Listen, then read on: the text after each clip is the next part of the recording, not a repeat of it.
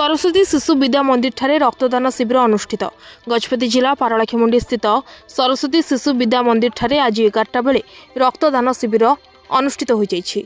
आम ओडिशा एवं सरस्वती शिशु विद्या मंदिर आनुकूल्य रे आयोजित एही कार्यक्रम रे जिला मुख्य चिकित्सालय रक्त भंडार डॉक्टर सावना प्रवीण, टेक्नीशियन खगेश्वर बेहरा, पिंकी पाढ़ी, जी प्रवीण, जस्मिता नायक प्रमुख उपस्थित रही एही शिविरटी परिचालना करथिले। एही परिप्रेक्षी रे खबर लिखिला बेलकु प्राय 20 यूनिट रक्त संग्रह होइतिबा सूचना रहिछि।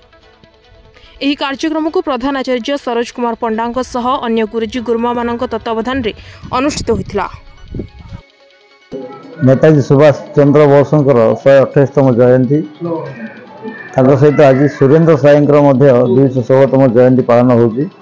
यह अवसर में सरस्वती शिशु मंदिर प्रतिवर्ष भली रक्तदान शिविर चली।